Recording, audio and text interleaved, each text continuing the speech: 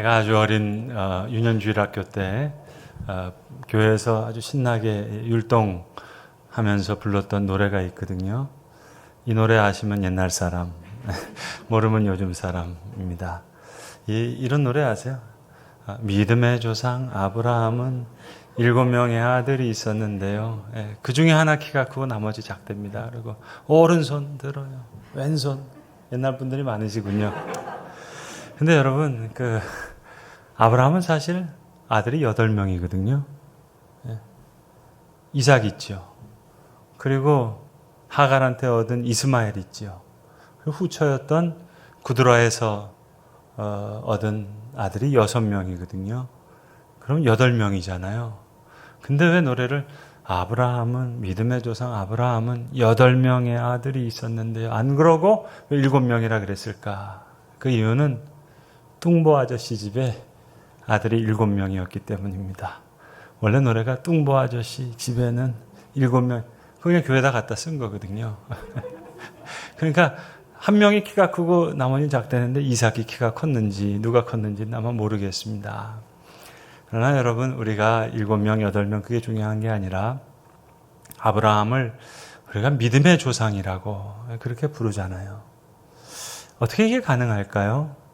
우린 유대인이 아닌데 따지고 보면 성경은 다 이스라엘의 이야기고 아브라함의 이야기, 이삭의 이야기, 야곱의 이야기, 그 후손들의 이야기인데 우리는 왜 이것을 우리의 믿음의 조상 아브라함, 우리의 믿음의 조상 야곱이라고 말할 수 있을까요? 오늘 우리가 35장을 읽었는데 바로 앞에 나오는 창세기 34장은 사실 하나의 큰 수수께끼 같은 그런 성경입니다. 저는 창세기를 읽을 때마다 34장을 읽을 때 이렇게 잔인하고 이 엽기적인 이야기가 왜 성경에 기록되어 있을까? 이거 좀 없으면 뭐가 잘못될까? 좀 불편한 마음이 많았고 의문이 많이 들던 그런 말씀입니다. 그런데 여기에 하나의 힌트가 있습니다. 뚱보 아저씨 집 때문이 아니라 왜 아브라함이 믿음의 조상이 될 수 있는지 그 힌트, 그 열쇠가 사실은 창세기 34장에 있습니다. 34장의 내용은 이런 내용입니다. 야곱의 딸이었던 디나가 가나안 땅에서 세겜에서 그 세겜이라는 가나안 사람에게 겁탈을 당합니다. 죄송해요. 강간을 당합니다. 그러니까 이 세겜의 아버지 하몰이라는 사람이 야곱과 야곱의 아들들에게 와서 우리 아들이 당신 딸 좋아하니까 결혼시키자고. 그러니까 혼수 예물, 그 말만 하라고. 무조건 내가 다 원하는 혼수와 예물을 줄 테니까 결혼시키자. 그렇게 얘기합니다. 그때 야곱의 아들들이 뭐라고 얘기하는 거 아니? 우리는 혼수 예물 이런 거 다 필요 없고 그냥 모든 남자들, 세겜의 사람들 다 할례를 행하라고. 그 남성의 성기의 표피 그걸 혼수로 받겠다고. 그걸 예물로 받겠다고. 이렇게 얘기를 합니다. 그냥 그 말을 듣고 세겜에 있는 모든 사람들이 할례를 받는 거예요. 3일째가 됐습니다. 막 아파할 때 야곱의 두 아들이었던 시므온과 레위가 그곳에 가서 하몰부터 그 아들 세겜부터 모든 남자를 싹 다 모조리 다 죽인 거예요. 그럼 반대의 반대가 참은 아닙니다. 세겜이 디나를 강간한 것, 그거 잘못한 일이었어요. 그러나 시므온과 레위가 할례를 명분 삼아서 사실 거짓말한 거죠. 할례를 걸어놓고 거짓말해서 사람들 죽인 것, 이거 큰 잘못입니다. 그래서 창세기 49장에 보시면 49장이 야곱이 이제 마지막으로 아들들에게 유언하는 장면이거든요. 근데 유언할 때 이 시몬과 레위를 놓고는 아주 심하게 꾸짖습니다. 마지막 장면인데 축복하는 것이 아니라 49장 5절 이하에 보시면 그 시몬과 이 레위를 꾸짖으면서 이렇게 얘기합니다. 시몬과 레위는 형제요. 그들의 칼은 폭력의 도구로다. 네오나 그들의 모의에 상관하지 말지어다. 내 영광아 그들의 집회에 참여하지 말지어다. 그들이 그들의 분노대로 사람을 죽이고 그들의 혈기대로 소의 발목 힘줄을 끊었음이로다. 그 노여움이 저주를 받을 것이요 분기가 맹렬하니 저주를 받을 것이라. 내가 그들을 야곱 중에서 나누며 이스라엘 중에서 흩으리로다.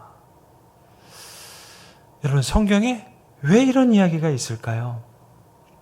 이걸 신약 성경과 조금 연결시키면 하나의 힌트를 얻을 수 있는데, 사도행전 15장 같은 데도 보시면 그렇고 특별히 갈라디아서 같은 데서 보시면 유대인 신자들이 마치 야곱의 두 아들 시몬과 레위처럼 이방인 신자들에게 할례를 요구하는 장면이 나와요. 그걸 바울이 꾸짖는 거죠. 베드로가 꾸짖죠. 마치 야곱이 시몬과 레위를 심하게 꾸짖듯이 바울과 베드로는 이방인 신자들에게 할례를 요구하는 그런 유대인 신자들을 신랄하게 꾸짖습니다. 이걸 창세기 34장과 연결시키면 엽기적이고 아주 잔인한 이야기인 줄만 알았는데 할례 받지 않은 우리가 아브라함의 자손이 되는 힌트, 그 그림자, 그 열쇠가 창세기 34장에 주어진다. 그렇게 볼 수 있는 거예요. 그러니까 뚱보 아저씨 집 때문이 아니라 이 34장 때문에 우리는 아브라함의 자손이라 할 수 있고 야곱의 자손이라고 불릴 수 있습니다. 창세기 3장 15절에 보시면 하나님께서 뱀을 저주하는 장면에 약간 수수께끼 같은 말이 한마디가 나오죠. 발꿈치라는 말이 나옵니다. 여호와 하나님이 뱀에게 이르시되 내가 너로 여자와 원수가 되게 하고 너의 후손도 여자의 후손과 원수가 되게 하리니. 뱀의 후손은 악을 얘기합니다. 여자의 후손은 예수 그리스도 메시아를 얘기합니다. 그러니까 그 여자의 후손이 너의 머리를 상하게 할 것이요 그리스도가 악을 이길 것이고, 그리고 너는, 뱀은, 사탄은 그의 발꿈치를 상하게 할 것이니라. 히브리어를 그대로 읽으면 그의 야곱을 상하게 할 것이니라. 발꿈치, 야곱입니다. 실제로 이스라엘 사람들은 창세기 3장 15절에 그 발꿈치를 자신들이라고 생각해요. 야곱이라고, 자신들의 역사라고, 많은 고난 중에 있었던 이스라엘의 역사라고 고백합니다. 자, 여러분, 그러면 오늘 우리가 야곱의 이야기를 생각할 텐데 처음부터 돌아와서 한번 짧게 생각해 볼까요? 우리는 아담과 같듯이 아담의 DNA가 우리에게 있어요. 우리뿐만 아닙니다. 이삭에게도, 두 아들 에서와 야곱에게도 다 아담과 같은 DNA가 있어요. 에서가 아버지한테 야곱의 잘못을 이야기하면서 이렇게 얘기합니다. 아버지, 야곱이 야곱 같은 짓을 했습니다. 히브리어는 그렇게 됐습니다. 야곱이 야곱 짓을 했다는 거예요. 이 발꿈치 녀석이 발꿈치를 잡았다는 거예요. 여러분, 그런데 자기가 장자권 팔아먹은 얘기는 왜 쏙 빼먹습니까? 마치 아담과 하와처럼 뱀에게, 하와에게 얘기했지 자기에게는 쏙 빼잖아요. 에서가 아담은 똑같이 행동하는 거예요. 그러면 아버지 이삭은 순진한데 속기만 했습니까? 이삭은 에서가 사냥한 고기를 좋아하므로 장자 잘못 키웠어요. 아버지 잘못이 커요. 야곱도 아브라함의 축복을 사모한 것은 좋았는데 방법은 잘못됐잖아요. 잘못된 방법으로서 그것을 얻은 거예요. 어제 그제 우리 청년들이랑 서울 시내에서 1박을 하면서 청년 연합 집회를 함께 했는데요. 그런 이야기를 나눴습니다. 윤동주의 서시에 보시면 하늘을 우러러 한 점 부끄럼 없기를 그런 말이 나오잖아요. 근데 어떻게 한 점 부끄러 먹기를 그렇게 살 수 있겠어요? 불가능하죠. 그러나 여러분 이렇게 바꿔 읽으면 어떨까요? 하늘을 우러러 그래도 단 한 점이라도 부끄러움이 없다면 야곱 잘못했죠. 그러나 아브라함이 받았던 그 축복을 사모했던 것, 그 장자의 축복을 사모했던 것, 그건 귀한 일이었잖아요. 물론 잘못된 방법으로 했어요. 마치 아브라함이 약속을 기다리지 못하고 하갈을 통해서 이스마엘을 얻듯이. 근데 그 이스마엘 때문에 값을 치러야 되잖아요. 야곱도 그 값을 치릅니다. 아버지 이삭을 속였지만 곧이어서 장인인 라반에게 속임을 당하잖아요. 20년씩이나 속임을 당합니다. 그런데 그 야곱을 하나님 만나주시는 거예요. 기가 막힌 얘기죠. 사실 아브라함의 축복을 사모했지만 거꾸로 가는 거거든요. 아브라함은 하란을 떠나서 가나안에 도착했을 때 복을 받았습니다. 근데 이 야곱은 지금 가나안을 떠나면서 하란으로 도망치는 일인데 퇴보로 따지면 얼마나 큰 퇴보예요. 계속 뒷걸음질 치는 거예요. 그런데 그 장면에서 창세기 28장에서 하나님은 야곱에게 나타나셔서 야곱을 축복하시는 거예요. 그게 돌베개와 하늘의 사닥다리와 베델입니다.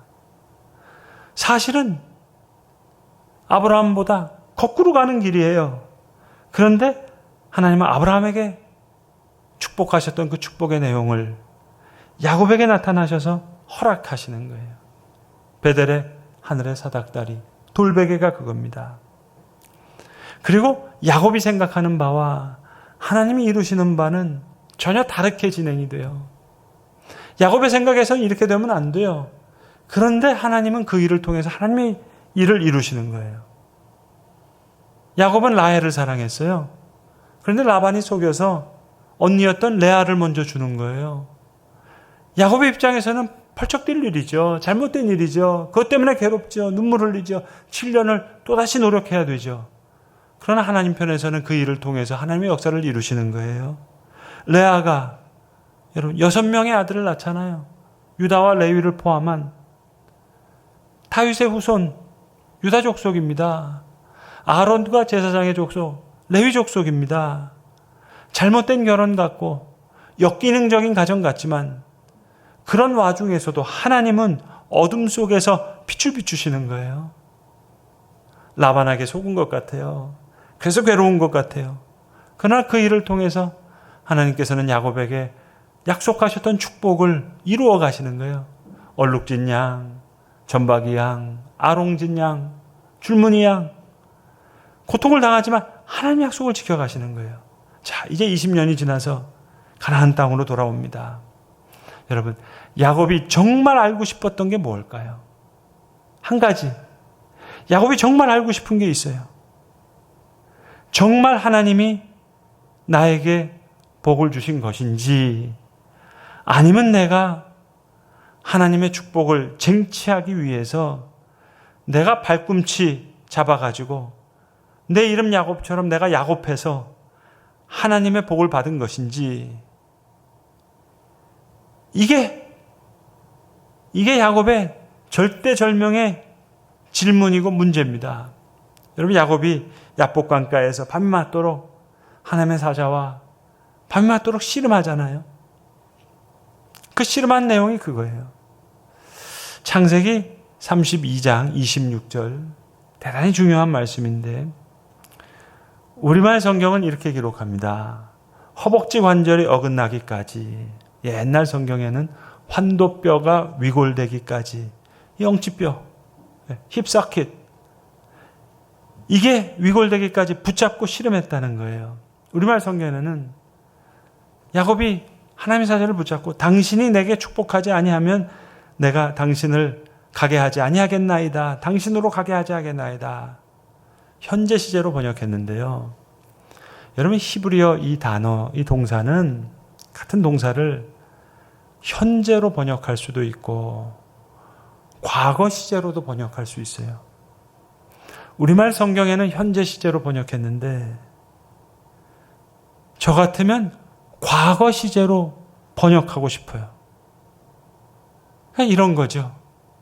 당신이 내게 축복했던 것이 아니면 나는 당신을 가게 하지 않겠습니다. 무슨 얘기입니까? 내가 야곱이라서, 내가 발꿈치 잡아서, 내가 팥죽 끓여서, 내가 우리 형 속여서, 내가 아버지 속여서 받은 축복이라면, 하나님이 내게 복을 주신 것이 아니었다면, 하나님 내게 복을 주시온 것다고 그렇게 말씀해 달라는 거예요. 만나야 할 형 에서가 무서워서 벌벌 떨면서 밤새도록 씨름하면서 기도하면서 하나님 이제부터 나를 축복하지 아니하시면 내가 당신을 놓아드리지 않겠습니다. 그랬다고 읽고 싶지 않아요. 야곱의 그 깊은 마음은 어디였겠습니까? 하나님, 내가 뒤통수 서서, 내가 발꿈치 잡아서, 내가 이렇게 저렇게 해서 복을 받아낸 것이라면 전 죽고 싶은 심정입니다. 하나님이 내게 축복했던 것이 아니면 나는 죽을 지경입니다. 하나님이 내게 축복했던 것이라고 그렇게 말씀해 주세요. 그렇지 않으면 내가 당신을 놓지 않겠습니다. 하나님이 너 이름이 뭐냐? 야곱입니다. 그래, 다시는 야곱이라 부를 것이 아니요. 그래, 여러분, 새로운 이름을 받았다는 얘기가 이해가 되지 않나요? 그동안 쌓였던 그 깊은 질문에서 해방되는 시간이에요. 수많은 질문이 해소되는 시간이에요. 마치 아담아, 내가 어디 있느냐? 내 아우 아벨은 어디 있느냐? 그 질문에 대한 답을 얻는 시간이에요. 이스라엘이라고 부를 것이다. 야곱을 축복하는 거예요. 너가 야곱이어서, 너가 발꿈치 잡아서, 너가 팥죽 팔아먹어가지고 그렇게 해서 복 받은 게 아니라 내가 너에게 복을 준 거란다. 하나님이 내게 축복했던 것이 아니라면, 그러니까 쩔뚝쩔뚝 환도뼈가 위골되면서 걸어 나오면서도 너무 기쁜 거예요. 마음이 벅차오르는 거예요. 브니엘, 하나님의 얼굴을 봤다. 그렇게 고백하는 거예요. 어제 서울에서 우리 진행했던 우리 청년들 위한 연합집회 주관하면서, 여러분, 우리 청년들 직업에 대해서 고민이 많잖아요. 5분의 젊은 강사분을 세웠습니다. 다 전문적인 영역에서 변호사로, 어떤 분은 투자자로, 어떤 분은 이거 주거 문제를 어떻게 신앙적인 문제로 해결해 볼까 해서 그 어떤 개발업자로. 그러니까 신앙의 가치를 가지고 살아가는 우리 청년들이 선배라고 생각할 수 있는 분들. 근데 이 강사분들이 우리 청년들에게 공통적으로 전해준 말씀은 이런 거였어요. 오늘 우리가 생각하는 이 브니엘과 연결시켜서 생각해 보면 하나님의 얼굴을 바라본다는 것. 여러분, 직업을 포함해서 우리의 삶터가 됐던 일터가 됐던 영원한 생명을 우리에게 주신 하나님께서 우리가 세상 사는 동안에 마음껏 하나님의 은사대로 한번 펼쳐보라고. 미지의 세계지만 마치 마음껏 뛰어나리라고. 자, 엄마 아빠가 손 붙잡고 아이를 지금 놀이터에 데리고 왔어요. 맨 처음에는 아이가 두려워서 놀이터 바깥 주변에서 이렇게 하다가 뒤를 돌아봅니다. 엄마가 손을 흔들어 주는 거예요. 걱정하지 마. 아빠 여기 있으니까 더 나가서 더 안쪽으로 들어가서 미지의 세계를 한번 탐구해 보렴. 아이가 들어갑니다. 넘어지기도 하고 또 어떨 때는 우울하기도 하고 좀 슬퍼지는 일이 있으면 또 뒤를 돌아보는 거예요. 엄마가 손을 흔들어 주는 거예요. 아빠가 여기 있으니까 걱정하지 말라고. 여러분, 브니엘,